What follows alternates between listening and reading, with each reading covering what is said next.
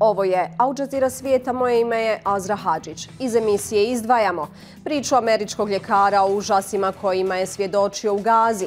Morali smo operirati žiletima za brijanje. Većina žrtava su djeca. Kolaps zdravstvenog sistema u Gazi, milion slučajeva zaraznih bolesti. Zbog nedostatka lijekova i nepristupačnosti medicinskih usluga u opasnosti, hiljade trudnica, hroničnih i onkoloških pacijenata. Utrostručen broj islamofobičnih napada u Velikoj Britaniji od početka izraelskog rata protiv Gaze.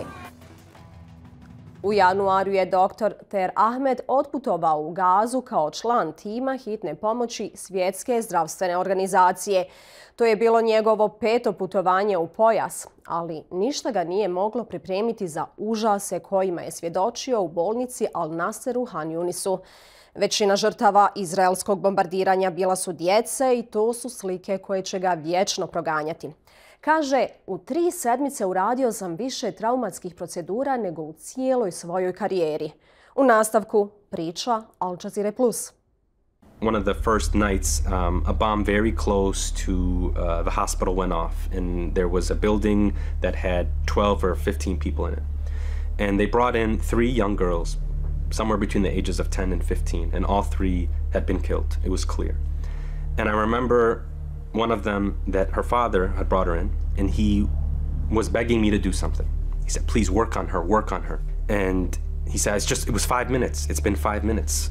He just wanted some sort of hope. And to be able, I was not able to look at him and tell him that his daughter had died. Somebody else had to do it for me. I just couldn't do it. You know, these kids have nothing to do with anything. And they're totally innocent. You look at them and they don't know what's going on. They hear the bombs dropping, but they haven't processed it. They're still trying to play games. They don't realize that there's not enough food. They don't realize that there's no water available. They're just looking at things through their own eyes. And you're just wondering what's going to become of them. What I struggled with the most is realizing that amidst all of this devastation, all of the trauma, all of the horrific stories, it's that these are things that are going to follow these kids for a lifetime. My name is Dr. Ter Ahmed. I'm an emergency medicine physician in the south side of Chicago. I'm a Palestinian American. My parents came to the States in the 80s from Palestine. My wife is also a Palestinian. She was born and raised in Palestine. And I have 2 daughters who are Palestinian Americans. Since the war started, it's been hard to sit back and kind of watch what's been going on and not being able to do anything and feeling helpless. I was able to travel to Gaza as a part of a medical humanitarian NGO. Their name is Med Global. We joined an emergency medical team under the World Health Organization. Gaza has always been a difficult place to enter. There isn't an airport in Gaza that you can land in. And so we knew that we'd land in Cairo, and from there we'd set off and head to Rafah. Rafah is the border between Egypt and Gaza. On the way there are 6 checkpoints that try to make sure that anybody that's heading in that direction is supposed to be heading in that direction. So it's not like you can just hop in a cab and go straight for the border. The second you get close to the border, the first thing that strikes you is how many trucks of humanitarian aid are on the side. And the second we were able to get in and we went to the Palestinian side of Gaza, everything that has been going on for the last 3 months just hits you.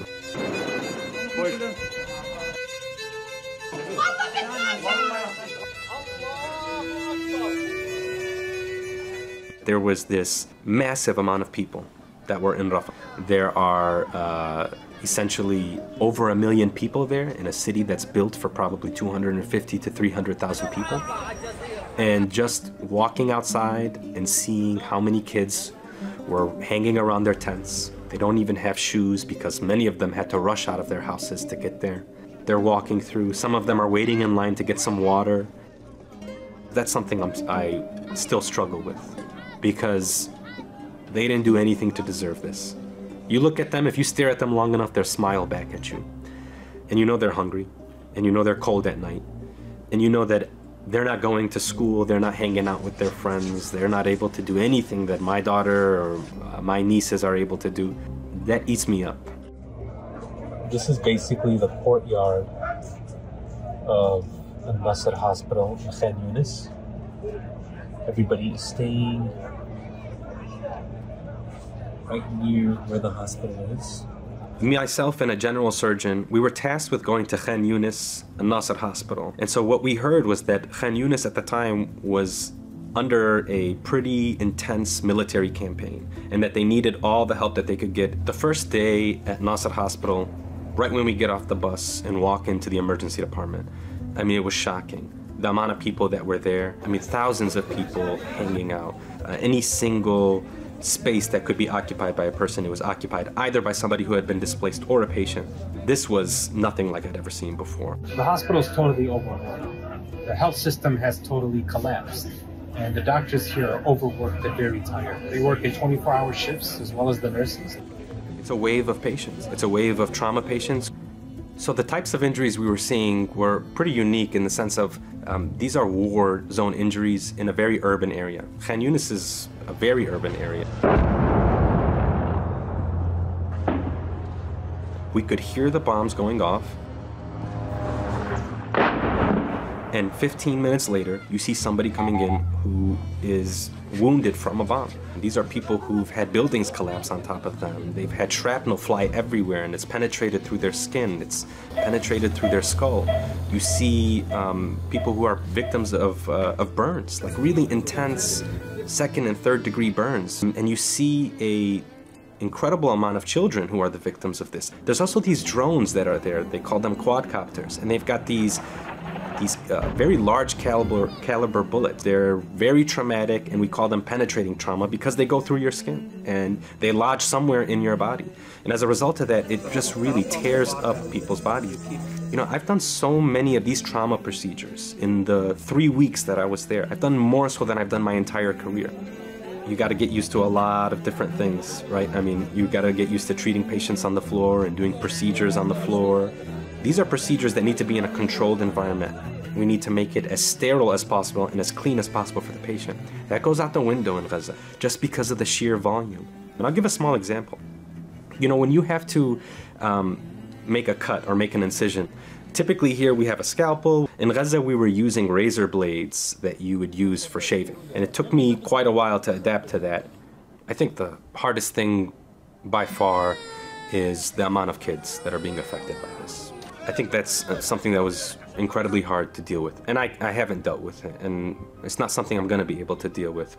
There was a 4-year-old, and she had essentially had her arm amputated, and they were working on transferring her out because she had developed an infection in her arm, and she needed more specialized care, especially if she wanted to keep most of what was left of her arm. I just thought about my daughter, who's almost going to be 3, and seeing her in that child, it just could have easily been us, right? I just saw myself in them.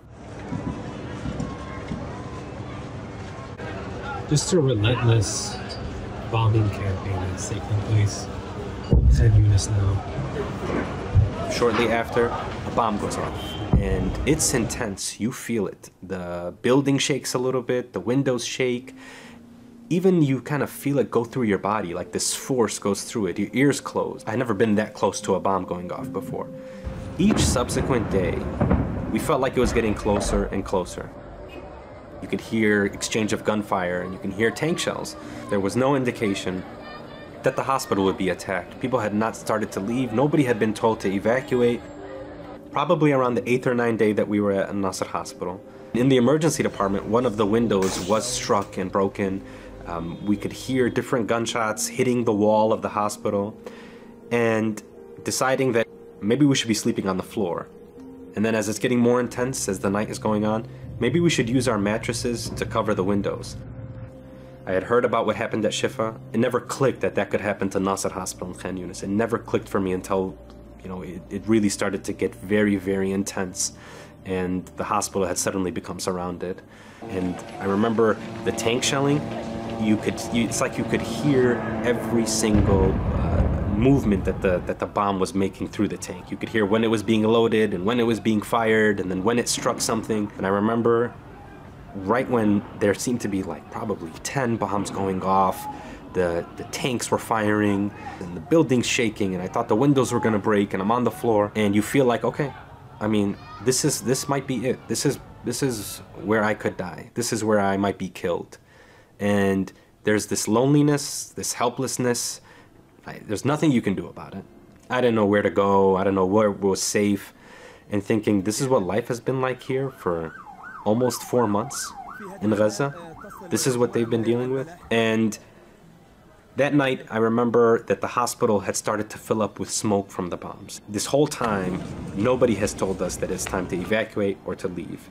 And by the next morning, most of the medical staff had decided to take their families to safety. Many of the people in Khan Yunis were leaving. After an intense night of bombing and fighting and clashes, family members gather outside of the morgue in the Al-Nasser medical complex. I think at some point our colleagues and Med Global had decided, okay, it's time to pick you up from the hospital, regardless of whether this had been an approved route or if this was going to be safe for them. The complex was surrounded by Israeli tanks. There was very intense bombing and exchange of gunfire. So they came and they picked us up around the 12th day in the morning. And the following day we would go to Al-Aqsa Hospital and work there for a few days before ultimately leaving Gaza. And then I thought, what about the people that are not able to leave? I thought of all of the different patients who were too weak or too sick to get out of there, and they had to stay. There was this sort of understanding, I think, that there would be some doctors who were going to stay back no matter what. I don't know how somebody can make that decision.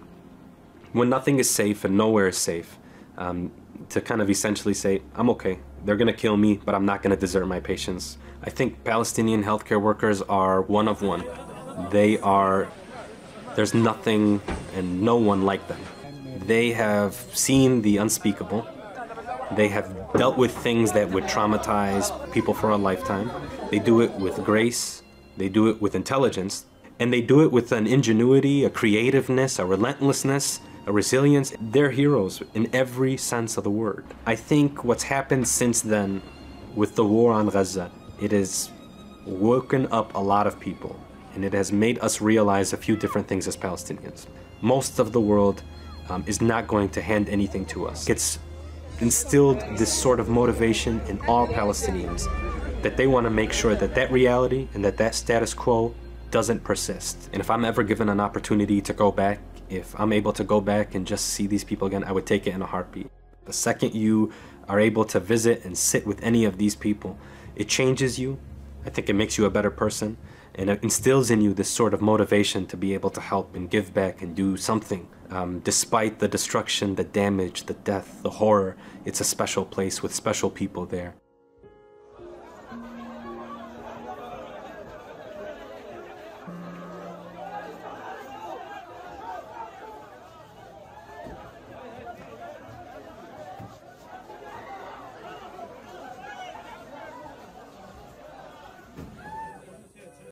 Nastavak izraelskog bombardiranja medicinskih objekata u Gazi rezultirao je kolapsom zdravstvenog sistema. U Gazi je detektirano gotovo 1 milion slučajeva zaraznih bolesti. Ministarstvo zdravstva situaciju u Pojasu opisuje kao ekstremno katastrofalnu. 350.000 hroničnih pacijenata u opasnosti je zbog nedostatka potrebnih lijekova. Još 60.000 trudnica ugroženo je zbog nemogućnosti pristupa zdravstvenoj zaštiti.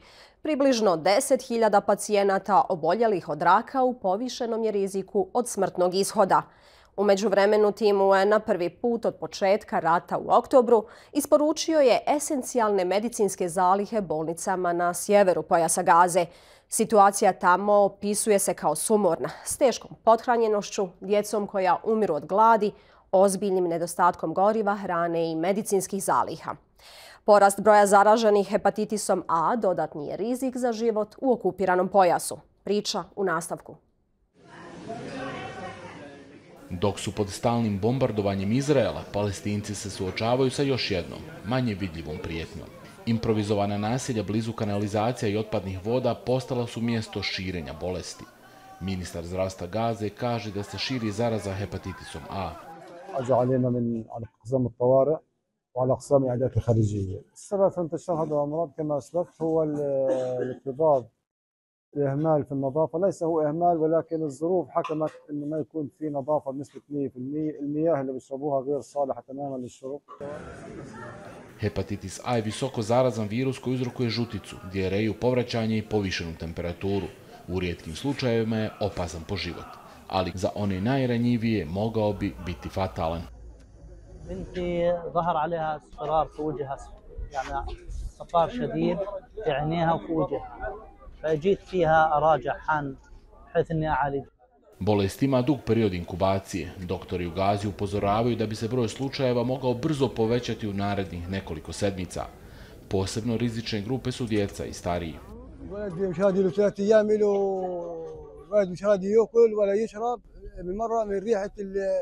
اللي بيصير في المخيمات كبد الوبائي وهي كمان تحليل ثاني.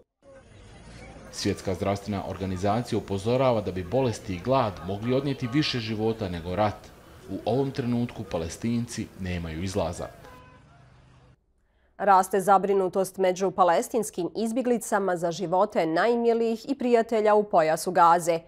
Mnogi od njih zbog loše komunikacije ne mogu s njima ni razgovarati. Zejna Hodr donosi priču iz kampa na sjeveru Libana. Ovo je priča palestinske izbjeglice u Libanu. To je ujedno i priča Palestinaca koji su blokirani u Gazi. Ali Mohamed Nažar čeka vesti od brata i sestre ili bilo koga iz porodice. Najviše se plaši da su oni sljedeće žrtve izraelskog rata protiv Gaze. حكيت آخر مرة مع ابن أخوي قال لي كلهم بربح بالمدارس الوكالة وما الوكالة بس مشتتين ما بنعرف عنهم حدا. اليوم ما حدا برد علي. أخوي صار له يمكن شهرين 3 أشهر ما بيحكوا معي. والوضع يعني بشكل عام جريمة كبرى يعني. U proteklih 5 mjeseci najmanje 200 članova njegove šire familije ubijeno je u izraelskim napadima. Poticali su iz Jafe, koja je sada u Izraelu. Prvo su proterani u Gazu, a sada su raseljeni zbog rata. Za mnoge je Gaza sve što je ostalo od Palestine. هي المقاومة ما إلنا غير المقاومة إحنا ما إلنا غير المقاومة أصلا. يعني هي المقاومة هي السبب يعني كل شيء. يعني لما المقاومة ما صارت عندنا هيك فتحت ولا غزة عندنا 70 سنة وإحنا مسكر علينا بغزة. U ovom kampu podržavaju operaciju Al-Aqsa, kako pokret Hamas naziva napad na Izrael 7. oktobra. Kažu da je to odgovor na godine blokade pojasa i kolektivnog kažnjavanja populacije. Uslovi u Gazi su, kažu, nepodnošljivi, kao i njihov život u egzilu. Little has changed for Palestinians since they were forced to flee from their homes when Israel was created in 1948. They've only known a life of displacement and remain stateless, marginalized and poor with an uncertain future. Palestincima nije lako u Libanu. Zabranjeno im je da se bave mnogim profesijama. Mnogi su patili i proteklih 76 godina. أنا بالليل بصير أبكي لما بدي أسمع أختي أو أخوي أو ابن أخوي أو بنات عمي لا يزال في الأرض مدفونين بالأرض لا يزال مدفونين بالأرض. Ono što još živi je borba za palestinsku zemlju. Za one koji su u egzilu nema druge opcije. Ovo je, kažu, borba za egzistenciju. Svaki novi sporazum o prekidu vatre u Gazi sa Izraelom vjerovatno će uključivati oslobađanje stotina Palestinaca iz izraelskih zatvora. Kada je dogovoren prekid vatre u novembru, 240 muškaraca i žena pušteno je natrag porodicama na okupiranoj zapadnoj obali. Bernard Smith izvještava iz Ramale o mladoj Palestinki koja se ponovno privikava životu na slobodi. Prošla su 3 mjeseca od kad je Nurhan Awad puštena iz izraelskog zatvora, ali kaže da se još ne osjeća slobodno. احنا بما اننا اسيرات وطالعين بصفقه واكيد العينين راح تكون علينا او احنا مراقبين او احنا يعني انحكى لنا بصريح العباره ان انتم مراقبين انتم طلعتوا مزبوط بس انتم مراقبين فاحنا يعني حتى احنا بالحياه الموجوده بس احنا عايشين انه برضه احنا لا تحت المراقبه. Nurhan je osuđena da je makazama pokušala izbosti kupce na tržnici u zapadnom Jerusalemu 2015. Njena 14-godišnja rodica Hadil bila je s njom. Na obje djevojke je pucao vojnik u prolazu. Hadil je ubijena. Među prvim stvarima koje je Nurhan uradila nakon izlaska bila je posjeta grobu svoje rodice. بالنهاية أنا غبت 8 سنين عن الحياة فشفت شغلات في كثير شغلات تغيرت في تعقيدات صارت أكثر في الحياة يعني شايف كيف المواضيع أو الواحد كيف بده يوصل لهدف ويحقق حلمه. Odslužila je 8 od 10 godina kazne. Porodici nije bilo dozvoljeno vidjeti od 7. oktobra. اختلفت 180 درجة عنها إنها نورهان رجعت على البيت. هذه نقطة كانت مركزية وخصوصا كان في ظل بعد أحداث 7 أكتوبر طبعا انقطعت الاتصالات وفيش زيارات وفيش أخبار ومحامية ما بزوروش. Nurhan je među 240 palestinskih zatvorenika puštenih u novembru u zamjenu za 110 zarobljenika koje je oslobodio Hamas u Gazi. Od njih 240, 10 su ponovo uhapsile izraelske snage. Broj islamofobičnih zločina iz mržnje u Velikoj Britaniji 3 puta je veći nego što je bio prije izraelskog rata protiv Gaze. U toj zemlji se ove godine trebaju održati izbori, a neki istaknuti političari optuženi su za izazivanje podjela i raspirivanje rasnih napetosti. Sukob u Gazi rasplamsao je kulturološki rat u srcu Velike Britanije, gurajući palestinskog ugostitelja Halima Keralaha na vatrenu liniju islamofobične mržnje, prva od mnogih prijetnji smrću upućenih njemu i njegovom osoblju. Doći ću i oduzeti ti život, kaže glas na njegovoj telefonskoj sekretarici. When somebody calls you, I'm gonna cut your head, or I'm gonna come and close you down, I'm gonna send you back to Gaza. Today you are alive, tomorrow you are not. The problem is not Jewish and Palestinian. The problem, we have extremist government in Israel. And everybody, even the Israelis, are hostage of the extremist government in Israel. Multiple monitoring groups say that anti-Muslim hate crimes have more than tripled in the past few months.